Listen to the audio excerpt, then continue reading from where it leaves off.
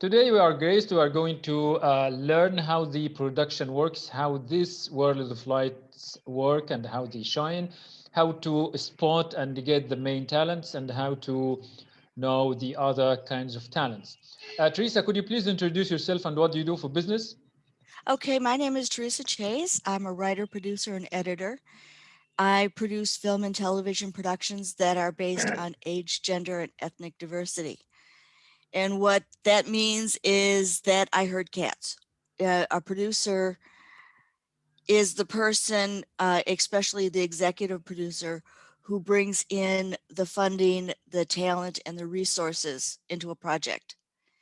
And we are the ones that make sure that people have what they need when they need it. So it's logistics, it is being a scrounge, it is um, mother henning talent to keep them going. So it's, a combination of holding hands and kicking butts. And why did you like or why did you choose this line of production? Well, my first production, so to speak, was in the fifth grade when instead of writing an essay, I produced a small project on, my grade school stage that had to do with the movement towards the West. And professionally, I fell into it because I went to college to become a better writer, and the universe led me to where I needed to be. And one of the things that I've learned throughout my years is that if you follow your intuition and learn as much as you can, not only will you be led to who and what you need, but you become more of an asset to every project that you work on and every company that you work with. How would you define the importance or how would you clarify the importance of real life experience? Oh, it's very important. It gives, not only does it give you, make you more valuable and give you an innovative and open mind, but it makes you more of an asset to every production. But it also gives you a balance in your life. If no matter how much you love, if that's all you do, you are emptying your well. And, you can't bring anything, you can't bring anything of quality to life if your well is empty. And that's one of the problems that I had to learn is I love to write and I love, to produce. And I was putting all my energy into work and I forgot me. And because of that, I stopped loving what I do. And when you don't love what you do, you can't be good at it. You mentioned being an asset to what you do. Like, how much education do you do to yourself? Well, the traditional education is important because you don't know what you don't know. And it gives you a good working basis to launch. But practical life experience is also very important. And classroom is a very cloistered, very protective environment where the challenges are limited. Real life, you never know what's going to be thrown at you, so you need to have both and be open to both. Most graduates walk into life, they've just graduated and they know everything. And yes, that most colleges have the most updated equipment, but if you can't produce quality with basic stuff, with basic equipment, then you haven't been taught well, because quality comes from all aspects. And if you can't edit with Windows Movie Maker, then you can't edit. And so you need to know all aspects. And you never know what, if you like to ski, you know, those aspects of skiing will make you more of an asset to a project because you're thinking on your feet, and there are, you know It's very important. Like I say, it makes you valuable when you have balance. So you're preaching like mastering the tools of the industry, whether they be simple tools or advanced tools. Correct. And But also yeah, being used, people talk about, thinking outside the box. Don't think about outside the box. Rip the box up and use it in whatever way you need it. you are a producer. Like, how would you define a producer? What are your responsibilities? What are your duties? As an executive producer, it's pulling the cast, crew, and funding together. As a producer, it depends on what aspect that you're working at. Uh, it is, logistics of getting cast and crew and the resources where they need to be on time. It is finding the locations, it's finding food service. It is whatever needs to be done, whether it be working with law enforcement to get security or making sure that the food arrives on time and it's quality. That is what a producer does. Okay, getting back to quality and originality, like you deal with a lot of actors of different types. How would you Correct. define which one fits your work and which one doesn't?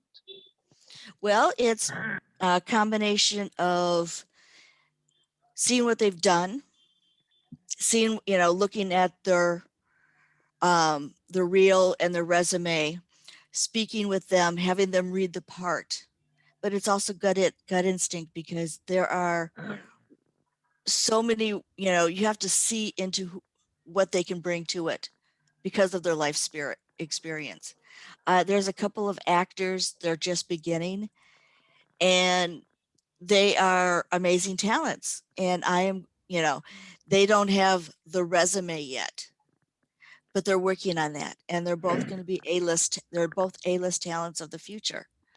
So you have to be, as a producer, you sometimes have to take the risk on new talent because an A-list doesn't always fit.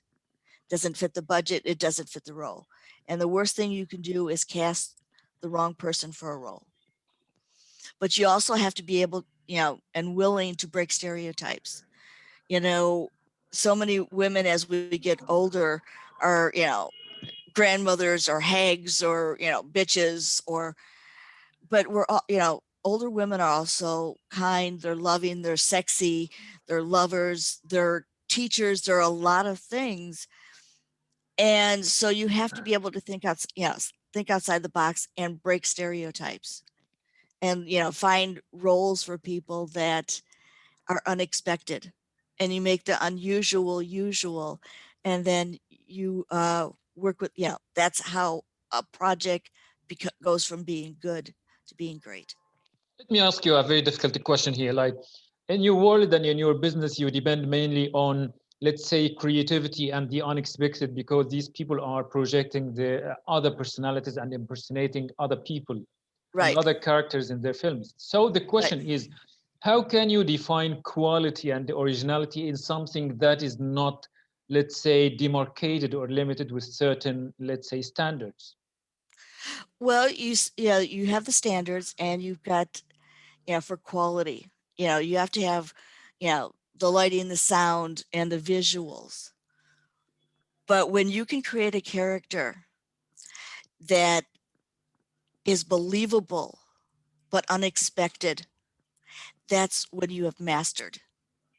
And when you take a plot that is, usual, there are only like, 100 plots, ever created, but it's how you focus the attention and the plot twists and how you put them together that make them go, make it quality.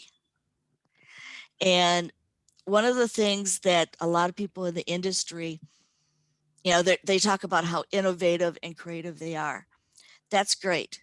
But you have to, it's the film and television industry. The business end is equally important. And right now it's taken over because the creatives have forgotten that it's a business. So you also have to have the good business sense. It's great. I heard this story of this famous director. They finished shooting a project and After everything was in the can, he decided it would be really wonderful and really, um, thought provoking that the one character only had this one color of color was only attached to him. And so he spent $1,500 an hour to take that color out of everything else and change the color of his shirt. I'd have fired his ass. It would, unless he was going to pay for it, it was never going to happen. That stuff like that happens in pre-production. You have to be able to say yes, but you also have to say no to really foolish stuff. Okay, so you mentioned previously now, like there are list A actors. Hmm. How would you define these people? A-list, well, I've got a strange definition of A-list talent. Most people, it's name recognition and box office. That's part of it, but it also has to be quality of talent and their ability to reach in and pull out their own guts and put it on the screen. And yeah, yeah, go ahead. Yeah, well, Gregory Peck is a perfect example. He could, there's scenes that he's done where in the entire scene he said a dozen words, but because of the emotion that projected from him, it went from him onto the screen. And that is how you create a talent.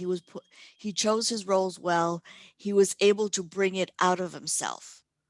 But so many people who are considered A list are famous for being infamous or bad behavior, which gains social networking attention, but it doesn't mean talent.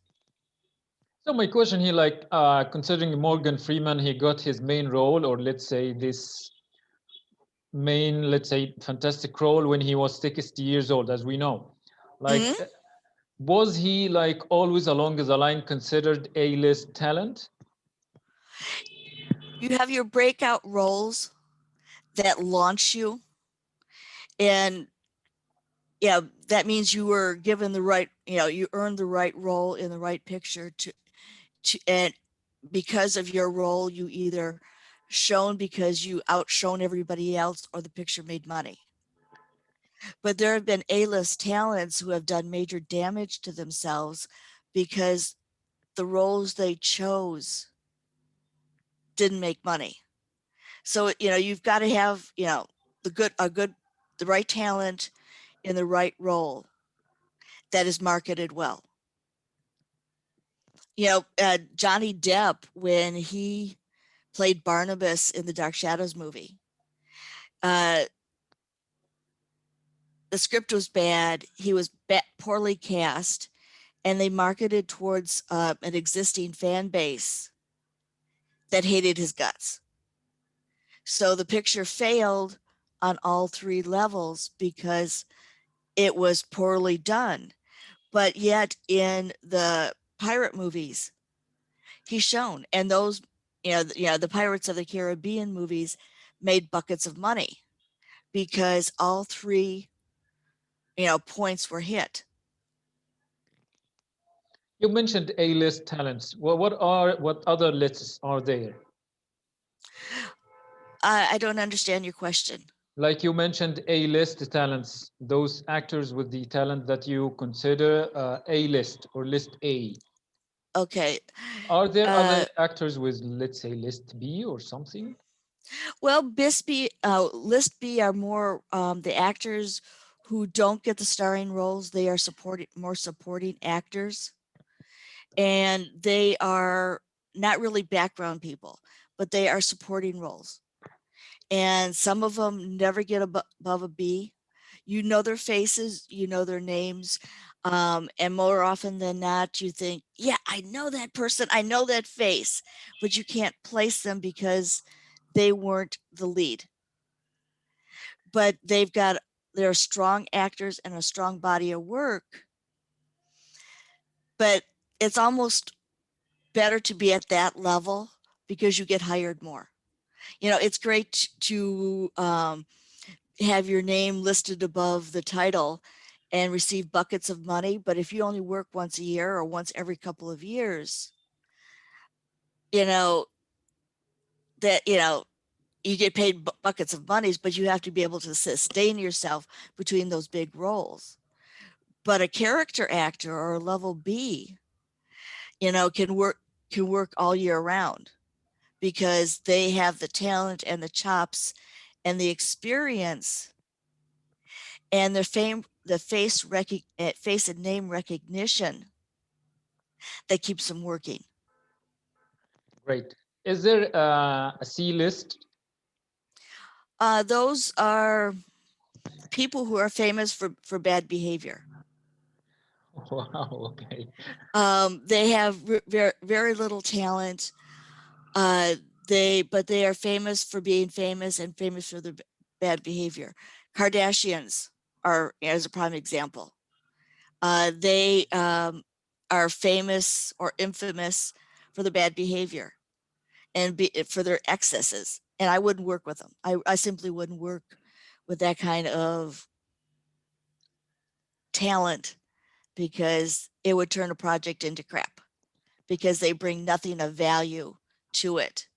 But you also have the C level that are the ones that haven't really gotten to the B level, but they're on their way up or on their way down, where they do have scripted speaking roles, but they aren't really, they're smaller roles and they are more background.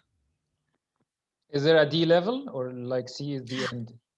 Beginners, rank beginners. I wouldn't, I've never really worked with a D because you're either, you know, just starting off or you're starting to move up. Great. So from your point of view that you dedicate or you preach a lot of work dedication and a lot of work mastery, how does that balance with real life? Well, it is remembering that you have a life and that you're a person, which means you need to eat, sleep, go to the bathroom. It means you have to have friends, you have to have family, you have to have hobbies, you have to be away from work.